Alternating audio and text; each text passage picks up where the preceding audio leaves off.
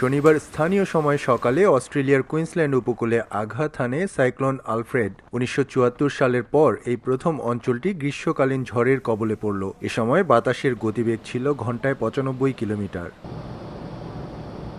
ঘূর্ণিঝড় আলফ্রেডের প্রভাবে বিপাকে পড়েছেন কুইন্সল্যান্ড ও উত্তর নিউ সাউথ ওয়েলসের উপকূলের প্রায় ৪০ লাখ বাসিন্দা। বিদ্যুৎ সংযোগ বিচ্ছিন্ন হয়েছে কয়েক লাখ ঘরবাড়ি ও হাসপাতালের। প্রায় ৬ থেকে ৯ ফুট উচ্চতার জলোচ্ছ্বাসে ডুবে গেছে কয়েকটি নদী তীরবর্তী এলাকা।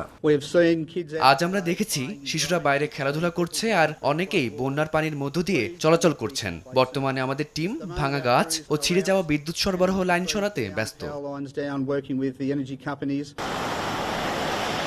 আগামী সোমবার থেকে আবারও সব শিক্ষা প্রতিষ্ঠান খুলে দেওয়ার কথা জানিয়েছে স্থানীয় সরকার। ব্রিসবেন, গোল্ড কোস্ট ও সানশাইন কোস্ট আন্তর্জাতিক বিমানবন্দরের কার্যক্রম স্বাভাবিক হতে পারে রোববার থেকে। তুলনামূলকভাবে শহরের উঁচু এলাকায় প্রবাসী বাংলাদেশিরা বসবাস করায় দুর্যোগ থেকে নিরাপদ আছেন বলে সামাজিক যোগাযোগ মাধ্যমে পোস্ট দিয়েছেন অনেকে। এস এম আমিনুল রুবেল, সময় সংবাদ, অস্ট্রেলিয়া।